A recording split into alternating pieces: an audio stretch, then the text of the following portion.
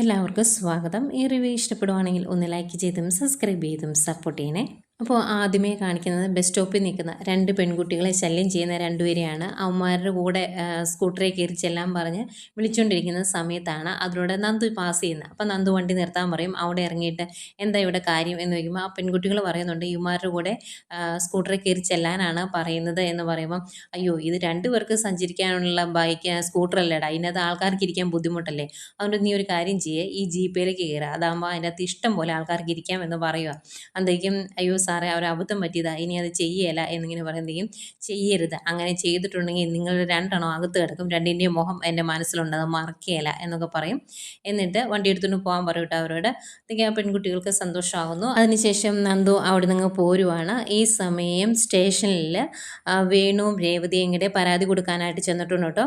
എന്നിട്ട് അവിടെ ഇരിക്കുന്ന ASയോട് പറയുന്നുണ്ട് 2-3 തവണ ഇപ്പം തല്ലിയിട്ടുണ്ട്, അതുകൊണ്ട് കേസ് കൊടുക്കാതിരിക്കാൻ പറ്റില്ല, അതുകൊണ്ടാണ് വന്നത് എന്നൊക്കെ പറയുമ്പോൾ അയാൾ ചോദിക്കുന്നുണ്ട് ഇതിനു മുമ്പ് 3 തവണയും തല്ലിയിട്ടുണ്ടെങ്കിൽ പിന്നെ എന്തുകൊണ്ടാണ് അന്ന് കേസ് കൊടുക്കാതിരുന്നത് എന്ന് ചോദിക്കുന്നുണ്ട്.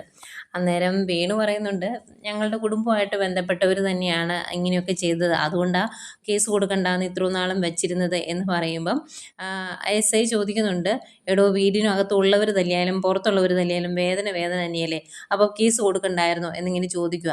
എന്നിട്ട് പറയും പുതിയ SI ഇന്ന് ചാർജ് എടുക്കാൻ പോവാണ്, ആളെങ്ങനെയാണ് എന്താണ് എന്നൊന്നും അറിയത്തില്ല, ഏതായാലും വരുമ്പോൾ നമുക്ക് പരാതി കൊടുക്കാം എന്ന് പറയുന്നു. അപ്പോഴത്തേക്കും നന്ദു പോലീസ് സ്റ്റേഷനിലേക്ക് എത്തുവാണ്. അപ്പം സ്വീകരിക്കണമല്ലോ, ആദ്യമായിട്ട് ചാർജ് എടുക്കാൻ വരുന്നല്ലേ. അതൊക്കെ ഒരു കോൺസ്റ്റബിൾ വന്ന് പറയും സാറേ ഇതേ SI വന്നു കേട്ടോ എന്ന്. അയ്യോ വന്നോ എന്ന് പറഞ്ഞാൽ അങ്ങനെ അവിടെ നിന്ന് പെട്ടെന്ന് എഴുന്നേറ്റ് പോവാണ് സ്വീകരിക്കാൻ.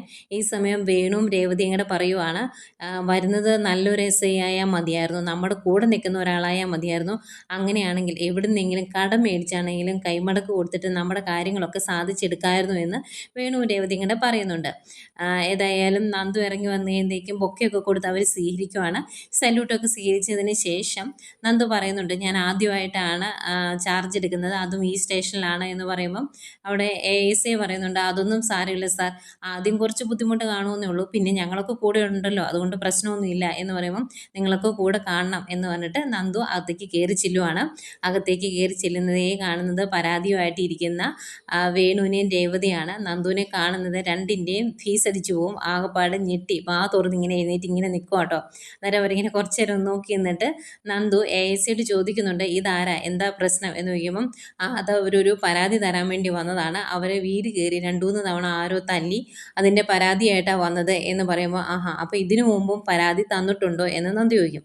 അന്നേരം ഇല്ല ഇതിനു മുമ്പ് പരാതി തന്നിട്ടില്ലായിരുന്നു എന്ന് പറയുമ്പോൾ അതെന്താ അതിനു മുമ്പ് പരാതി തരാതിരുന്നത്, അതിനു മുമ്പ് തല്ലിയത് വേദനിച്ചില്ലായിരുന്നോ എന്ന് ചോദിക്കുവാണ്. അന്നേരം ഇവരൊന്നും ഇങ്ങനെ മിണ്ടാതിരിക്കുക. അന്നേരം എന്തേ പറയാൻ എന്തെങ്കിലും ബുദ്ധിമുട്ടുണ്ടോ, ഇനിയിപ്പോൾ എല്ലാവരുടെയും മുമ്പിൽ വെച്ച് പറയാൻ എന്തെങ്കിലും ബുദ്ധിമുട്ടുള്ള കാര്യമാണെങ്കിൽ നമുക്ക് അകത്തിരുന്ന് സംസാരിക്കാം, നമുക്ക് അകത്തേക്ക് പോകാം എന്ന് പറയുവാണ്. എന്നിട്ട് നന്ദു അകത്തേക്ക് ഇങ്ങനെ പോകാൻ തുടങ്ങുമ്പോഴത്തേക്കും രേവതി വേണുവിനോട് പറയുവാണ് എങ്കിൽ വേണുവേട്ടനകത്തോട്ട് കയറി ചെല്ലേ എന്ന്. അന്നേരം നന്ദു ചോദിക്കും അതെന്താ നിങ്ങൾക്ക് തല്ല് കിട്ടിയില്ലായിരുന്നു എന്ന് ചോദിക്കുമ്പോൾ കിട്ടിയായിരുന്നു എന്ന് പറയും. എന്നാൽ പിന്നെ നിങ്ങളും പോരെ എന്ന് പറയും. എന്നിട്ട് അവരുടെ പേരൊക്കെ ചോദിക്കുക കേട്ടോ. അന്നേരം വേണുവെന്നും രേവതിയെന്നും പറഞ്ഞു കഴിയുമ്പോഴേക്കും എന്നാൽ വേണുചേട്ടൻ അകത്തേക്ക് കയറി വാ എന്ന് പറഞ്ഞിട്ട് നന്ദു അകത്തേക്ക് കയറി പോകുന്നു. പിന്നെ വേറെ നിവൃത്തിയില്ലാതെ രണ്ടുപേരോട് പുറകെ കയറി ചെല്ലുന്നു. അത് കഴിഞ്ഞ് ഇരിക്കാൻ പറയും. ഇരുന്ന് കഴിഞ്ഞ് പരാതിയൊക്കെ മേടിച്ച് വായിച്ച് നോക്കുവാണ്. എന്നിട്ട് നന്ദു വേണുവിനോട് ചോദിക്കുകയാണ് നല്ല ഒന്നാന്തരം തല്ലായിരുന്നു അല്ലേ എന്ന്. അന്നേരം അതെ എന്നെ ഒരു കൂടുതൽ തല്ലിയത്, ഇവളെ അങ്ങനെ ഒരുപാട് തല്ലിയില്ല എന്ന് പറയുമ്പം ഏതായാലും സ്ത്രീകളോട് ബഹുമാനമുള്ള ആൾക്കാരാണ് തല്ലിയതെന്ന് തോന്നുന്നു, അതാണ് രേവതിക്ക് ഒരുപാട് തല്ല് കിട്ടാതിരുന്നത് എന്ന് പറയും. എന്നിട്ട് ചോദിക്കുന്നുണ്ട് നിങ്ങൾക്ക് ശത്രുക്കൾ ആരെങ്കിലും ഉണ്ടോ എന്ന്. അന്നേരം ഇല്ല ഞങ്ങൾക്ക് ശത്രുക്കൾ ആരുമില്ല എന്ന് പറയുമ്പം പിന്നെ ആരാ നിങ്ങളെ തല്ലിയത്, ആ ആൾക്കാരെ കണ്ടാൽ നിങ്ങൾ അറിയോ എന്ന് ചോദിക്കുവാണ്. എത്ര പേരുണ്ടായിരുന്നു എന്നൊക്കെ ചോദിക്കും. അന്നേരം രേവതിയാണ് പറയുന്നത് ഒരു സ്ത്രീയും പിന്നെ വേറെ 2 പേരും ഉണ്ടായിരുന്നത് എന്ന് പറയുമ്പോൾ അപ്പോൾ പെണ്ണാണോ തല്ലിയത്, ഇനിയിപ്പോൾ അവരെ കണ്ടാൽ അറിയുമോ എന്നിങ്ങനെ ചോദിക്കുവാണ്. അന്നേരം ഇല്ല കണ്ടാൽ അറിയില്ല, മുഖം മറച്ചാണ് വന്നത് എന്ന് പറയുമ്പം നന്ദു പറയും എങ്കിൽ കണ്ടുപിടിക്കാൻ ഇത്തിരി ബുദ്ധിമുട്ടാണല്ലോ എന്നിങ്ങനെ പറയുക. അന്നേരം വേണു അത് ഞങ്ങൾക്ക് മനസ്സിലായി, അതുകൊണ്ട് ഞങ്ങൾക്ക് ഇനി പരാതിയൊന്നുമില്ല, ഞങ്ങൾ ഈ പരാതി പിൻവലിക്കുവാണ് എന്ന് പറയും. അന്നേരം ഒരു പരാതി ഇല്ലെന്ന് ചോദിക്കുമ്പോൾ ഇല്ല പരാതി ഇല്ല എന്ന് പറയും. എങ്കിൽ ആ തന്ന പരാതിയുടെ പുറകിൽ തന്നെ അതൊന്ന് എഴുതി തന്നേരെ എന്ന് പറഞ്ഞ് ആ പരാതി തിരിച്ചു കൊടുക്കുവാണ്. അന്നേരം അത് മേടിച്ചിട്ട് അതിൽ പരാതി എഴുതാൻ തുടങ്ങുവാണ് രേവതി. അത് കഴിയുമ്പോൾ ഇങ്ങനെ ഓരോന്ന് പറയുമ്പോഴും രണ്ടുപേരും പരസ്പരം ഇങ്ങനെ നോക്കുവേ. അപ്പം നന്ദി ചോദിക്കുന്നുണ്ട്, എന്ത് ചോദിച്ചാലും നിങ്ങളെന്തിനാ ഇങ്ങനെ പരസ്പരം നോക്കുന്നത്, നിങ്ങൾക്ക് കാര്യം പറഞ്ഞാൽ പോരെ എന്നിങ്ങനെ ചോദിക്കും. അന്നേരം രേവതി തിരിച്ചു ചോദിക്കുവാണ്, ഈ പറഞ്ഞ കാര്യങ്ങളെല്ലാം നന്ദുവിന് നന്നായിട്ട് അറിയാമല്ലോ, പിന്നെ എന്താ ഇങ്ങനെ സംസാരിക്കുന്നത് എന്ന് ചോദിക്കുമ്പം അറിയത്തില്ലാത്തത് കൊണ്ട് തന്നെ എനിക്ക് ഇങ്ങനെയേ സംസാരിക്കാൻ സാധിക്കുകയുള്ളൂ എന്ന് പറയും. ഏതായാലും പരാതിയില്ല എന്ന് എഴുതി കൊടുത്തിട്ട് അവരവിടെ നിന്ന് പോരുവാണ്. അതിനു മുമ്പ് നന്ദു വേണുവിനോടും രേവതിയോടുമായിട്ട് പറയുന്നുണ്ട്, അതെ നിങ്ങൾ നിങ്ങളുടെ മോളോട് പോയി പറഞ്ഞേരെ ഞാൻ ഈ സ്റ്റേഷനിൽ SI ആയിട്ട് ചാർജ് എടുത്തു എന്ന്. അങ്ങനെ ഞാൻ SI ആകാതിരിക്കാൻ വേണ്ടിയാണല്ലോ പലരും കടന്ന് കഷ്ടപ്പെട്ടത്. ഏതായാലും ഞാൻ അനന്തപുരി ചെന്നായിരുന്നു, അന്നേരം എനിക്ക് അവളെ കാണാൻ പറ്റിയില്ല, അതുകൊണ്ടാണ് പറഞ്ഞത് ഒന്ന് അറിയിച്ചേക്കാൻ. പിന്നെ അച്ഛനും മോളും അമ്മയൊക്കെ മര്യാദയ്ക്ക് ജീവിക്കാൻ നോക്കുക, അതായിരിക്കും ഇനി നിങ്ങൾക്ക് നല്ലത് എന്നിങ്ങനെ പറയുമ്പോഴത്തേക്കും ആയിക്കോട്ടെ എന്ന് പറഞ്ഞിട്ട് ആകെ വിഷമിച്ച് അവിടെ നിന്ന് ഇറങ്ങി പോരുവാണ് വേണുവും രേവതിയും കൂടി. പിന്നീട് നമ്മുടെ അനാമികയാണ് കാണിക്കുന്നത്. അച്ഛനും അമ്മയും പരാതി കൊടുത്തിട്ട് വരുന്നത് നോക്കി ഇങ്ങനെ വെയിറ്റ് ചെയ്ത് നിൽക്കുവാണ് അനാമിക. അന്നത്തേക്ക് അവർ വരും. വണ്ടിയിൽ നിന്ന് ഇറങ്ങാനൊക്കെ ഭയങ്കര ബുദ്ധിമുട്ടാട്ടോ. ടാക്സി വണ്ടി വിളിച്ചാണ് പോയിരുന്നത്. അകത്തേക്ക് വിഷമിച്ച് കയറി വരുന്നതേക്കും അനാമിക ചോദിക്കുന്നുണ്ട്, എന്ത് പറ്റി പരാതി കൊടുത്തിട്ട് വന്നിട്ട് രണ്ടുപേരുടെ മുഖത്തിന് ഒരു തെളിച്ചുമില്ലാത്തത് എന്ന് വയ്ക്കും. അന്നേരം വേണു പറയുന്നുണ്ട്, ഇന്നൊരു പുതിയ SI അവിടെ ചാർജ് എടുക്കുമായിരുന്നു, അവിടെയാണ് പരാതി കൊടുക്കാനായിട്ട് പോയത് എന്ന് പറയുമ്പം പുതിയ SI ആണോ, എങ്ങനെയുണ്ട്, നല്ലയാളാണോ എന്ന് ചോദിക്കുമ്പോൾ നല്ല കിടിലൻ SI ആണ് എന്നിങ്ങനെ പറയും. അന്നേരം രേവതി പറയുന്നുണ്ട്, ഇങ്ങനെയാണെങ്കിൽ അവൾ ഈ നാട് വെളുപ്പിക്കുമെന്നാണ് തോന്നുന്നത് എന്ന് പറയുമ്പോൾ വനിതാ SI ആണോ എന്ന് ചോദിക്കുമ്പോൾ വനിതാ SI ആണ് എന്ന് പറയും. അന്നേരം പിന്നെ ഇവരുടെ മുഖത്തിനൊരു മങ്ങലാണ്. എന്നിട്ടിപ്പോൾ നിങ്ങൾക്ക് എന്താ പറ്റിയത് എന്ന് ചോദിക്കുമ്പോഴാണ് വേണു പറയുന്നത്, വനിതാ SI നന്ദുവാണ്, അവളാണ് നമ്മുടെ സ്റ്റേഷനിൽ പുതിയതായിട്ട് ചാർജ് എടുത്തത് എന്ന് പറയും. അന്നേരം രേവതിക്ക് ആകെ വിഷമമാണ്. അതെങ്ങനെയാണ് ഇങ്ങനെ പുതിയതായിട്ട് ചാർജ് എടുക്കുന്നത്, സ്വന്തം നാട്ടിൽ കിട്ടുന്നത്, അതെനിക്ക് മനസ്സിലായില്ല എന്ന് പറയുമ്പോൾ അങ്ങനെയൊക്കെ സാധിക്കും, കാരണം അത്രത്തോളം ഹോൾഡുള്ള ഒരാളാണല്ലോ അവിടെ ഇരിക്കുന്നത്, മൂർത്തി മുത്തശ്ശൻ എന്ന് പറയുന്ന കിളവൻ എന്നിങ്ങനെ പറയുവാണ് അനാമികയ്ക്ക് ദേഷ്യമാവുന്നുണ്ട് കേട്ടോ. അന്നേരം വേണു പറയുന്നുണ്ട്, മോളെ ഇനി നമ്മൾ ഇത്തിരി ഒതുങ്ങുന്നതാണ് നല്ലത്, കാരണം ഇനിയിപ്പം തെളിയാതെ കിടക്കുന്ന കേസൊക്കെ അവൾ കുത്തിപ്പൊക്കിക്കൊണ്ട് വരുമോ എന്നറിയത്തില്ല. സ്റ്റേഷനിലാണെങ്കിൽ എനിക്കെതിരെ 2-3 പരാതികളും കിടപ്പുണ്ട്, അതൊക്കെ അന്വേഷിച്ചിട്ടുണ്ടെങ്കിൽ ആകെ പ്രശ്നമാകും, അതുകൊണ്ട് നമ്മൾ ഇനി ഒന്ന് ഒതുങ്ങുന്നതാണ് നല്ലത്, അല്ലെങ്കിൽ ശരിയാകിയല്ല എന്നിങ്ങനെ പറഞ്ഞിട്ട് വേണു ആകെ വിഷമിച്ച് സങ്കടപ്പെട്ട് അകത്തോട്ട് കയറിപ്പോകട്ടോ വേണു രേവതിയും കൂടെ. അന്തേക്കും അതിനേറെ സങ്കടമുണ്ട് അനാമികയ്ക്ക്. പിന്നെ കാണിക്കുന്നത് നമ്മുടെ ജലജേനെയും അനിയാണ്. ജലജ അവിടെ ഇരിക്കുമ്പോഴാണ് അനി എക്സസൈസൊക്കെ കഴിഞ്ഞിട്ട് ഇറങ്ങി വരുന്നത്. അന്നേരം അയ്യോ നീ ഇത്ര നേരം എവിടെയായിരുന്നടാ, നിന്നെ കാണാൻ വേണ്ടി ഇവിടെ വേറൊരാൾ വന്നായിരുന്നു കേട്ടോ, കാക്കിയിട്ട ഒരാളെന്ന് പറയുമ്പോൾ കാക്കിയിട്ട ആളോ, അങ്ങനെ പോലീസുകാരെ എന്നെ കാണാൻ പറയാം, ഞാൻ തെറ്റൊന്നും ചെയ്തിട്ടില്ലല്ലോ എന്ന് പറയുമ്പം നീ തെറ്റൊന്നും ചെയ്തിട്ടില്ലായിരിക്കും, പക്ഷെ നിന്നെ കാണണമെന്നായിരുന്നു ആ വന്നയാളുടെ ആഗ്രഹമെന്ന് എനിക്ക് തോന്നി, കാരണം ഇടയ്ക്കൊക്കെ വശങ്ങളിലേക്കൊക്കെ നോക്കുന്നുണ്ടായിരുന്നു, ഇവിടെ ആരുടെയൊക്കെ അനുഗ്രഹം മേടിക്കാനാണ് വന്നത്, എന്നിട്ട് ഇറങ്ങി പോകുമ്പോഴും ആകെ വിഷമത്തിലായിരുന്നു, നിന്നെ കാണാത്തതുകൊണ്ടാണെന്നാണ് തോന്നുന്നത് എന്നൊക്കെ പറയുമ്പോൾ നന്ദു ഇവിടെ വന്നായിരുന്നു എന്ന് ചോദിക്കും. അന്നേരം അവൾ വന്ന കാര്യം തന്നെയാണ് പറഞ്ഞത്, അവൾ നിന്നെ കാണാൻ വന്നതാണോ എന്ന് എനിക്ക് സംശയമുണ്ട് എന്ന് പറയുമ്പം അവൾ എന്നെ കാണാൻ വേണ്ടിയൊന്നും ആയിരിക്കില്ല, ചേച്ചിമാരുടെ അനുഗ്രഹം മേടിക്കാൻ വേണ്ടി തന്നെയായിരിക്കും വന്നത്, ഏതായാലും എനിക്ക് അവളെ ഒന്ന് കാണാൻ പറ്റിയില്ലല്ലോ, ആ സമയത്ത് എന്നെ ഒന്ന് വിളിക്കാൻ മേലായിരുന്നോ എന്ന് ചോദിക്കും. അന്നേരം ജലജ പറയുന്നുണ്ട്, അല്ലെങ്കിൽ എല്ലാ ദിവസവും ഇതിലൂടെ കറങ്ങി നടക്കുന്ന നീ ഇന്ന് കറക്റ്റ് എന്തിനാടാ കസരത്ത് കാണിക്കാൻ വേണ്ടി മേലോട്ട് കയറിപ്പോയത്, അതുകൊണ്ടല്ലേ നിനക്ക് കാണാൻ മേലാതെ വന്നത്, അവൾ പുറത്തിറങ്ങി നിന്നിട്ട് മേലോട്ടൊക്കെ നോക്കുന്നുണ്ടായിരുന്നു, നീ അവിടെ എങ്ങനെ ഉണ്ടോ എന്നായിരിക്കും നോക്കിയത് എന്നൊക്കെ പറയുവാണ്.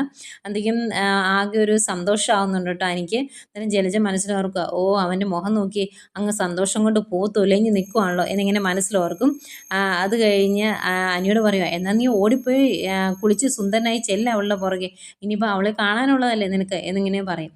അന്നേരം അനി തിരിച്ചു പറയുവാണ്, ഇതെന്താ അപ്പച്ചി, കുടുംബത്തിൽ കലഹം ഉണ്ടാക്കാനാണോ അപ്പച്ചി നോക്കുന്നത്, ഏതായാലും ഞാൻ അവളുടെ പുറകെ പോകാനൊന്നും പോകുന്നില്ല എന്ന് പറയുമ്പോൾ നിനക്ക് അവളെ കാണാതിരിക്കാൻ പറ്റില്ല എന്നുള്ള കാര്യം എനിക്ക് നന്നായിട്ട് അറിയാം, അതുകൊണ്ട് നീ കൂടുതൽ അഭിനയിക്കൊന്നും വേണ്ട എന്ന് പറഞ്ഞിട്ട് ജലജ അങ്ങ് പോവേ. അന്നേരം അനി മനസ്സിലോർക്കുക, വാ തുറന്നിട്ടുണ്ടെങ്കിൽ നുണയെ പറയുള്ളൂ, എങ്കിലും ഈ പറഞ്ഞത് സത്യമാണ്, എനിക്ക് അവളെ കാണാതിരിക്കാൻ പറ്റിയല്ല എന്നിങ്ങനെ മനസ്സിലോർക്കും. എന്നിട്ട് നേരെ റൂമിലോട്ട് ചെന്ന് കണ്ണാടിയുടെ മുമ്പിൽ നിന്ന് പറയുക, എന്നും ഇതിലൂടെ നടക്കുന്ന ഞാൻ എന്തിനു വേണ്ടിയാണ് ഇന്ന് എക്സസൈസ് ചെയ്യാനായിട്ട് പോയത്, അതുകൊണ്ട് എനിക്ക് അവളെ മിസ്സായല്ലോ എന്നൊക്കെ ഇങ്ങനെ ഓർക്കും.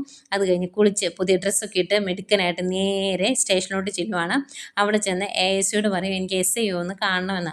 അന്നേരം എന്താ കാര്യം, പുതിയ SI ആണ് എന്നൊക്കെ പറയുമ്പം അറിയാം, എനിക്ക് അറിയാവുന്ന ആളാണ്, അദ്ദേഹത്തിൻ്റെ ഒരു സുഹൃത്താണ് ഞാൻ, എൻ്റെ പേര് അനീന, പറഞ്ഞാൽ മതി എന്ന് പറയുമ്പം ഇങ്ങനെ പുതിയ എസ് ഐ ചാർജ് എടുത്ത് കഴിയുമ്പോഴത്തേക്കും സുഹൃത്തുക്കളാണെന്ന് പറഞ്ഞ് പലരും വരും, അങ്ങനെ എന്തെങ്കിലും ആണോ എന്ന് ചോദിക്കുമ്പോൾ ഞാൻ അങ്ങനെയൊന്നുമല്ല, എൻ്റെ പേര് പറഞ്ഞാൽ എസ് ഐക്ക് മനസ്സിലാവും, പോയി പറഞ്ഞാൽ മതി എന്ന് പറയും. നേരം അയാൾ തിരിച്ചു ചോദിക്കുന്നുണ്ട്, ഇനി മേഡത്തെ കല്യാണം കഴിക്കാൻ പോകുന്ന വല്ലവരും ആണോ എന്ന് ചോദിക്കുമ്പോൾ ചിലപ്പം കല്യാണം കഴിച്ചെന്നും ഇരിക്കും എന്നിങ്ങനെ പറയുമ്പോഴേക്കും അങ്ങേര് മനസ്സിലോർക്കുക, ഈശ്വര ഇനിയിപ്പോൾ അവരെ കല്യാണം കഴിക്കാൻ പോകുന്ന വല്ല പയ്യന്മാരും ആണെങ്കിൽ ആകെ പ്രശ്നമാകുമല്ലോ എൻ്റെ കാര്യം.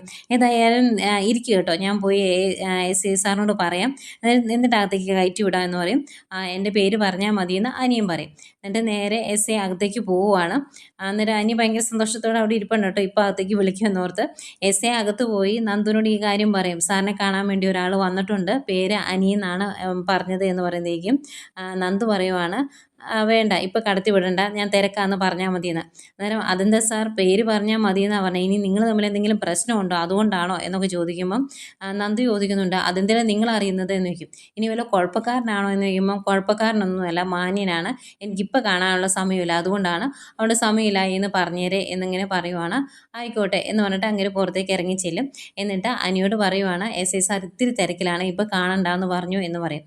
അന്തിക്കും അനി അങ്ങനെ പറഞ്ഞു, എങ്കിൽ ഞാൻ കാണിച്ചു തരാമെന്ന് പറഞ്ഞാൽ അകത്തേക്ക് പോകാൻ തുടങ്ങുമ്പോഴത്തേക്കും എ സി പറയുന്നുണ്ട്, സാറേ അകത്തേക്ക് പോകരുത്, എൻ്റെ ജോലി കളയരുത്, അകത്തേക്ക് കടത്തി വിടണ്ടെന്നാണ് പറഞ്ഞത് എന്ന് പറയും.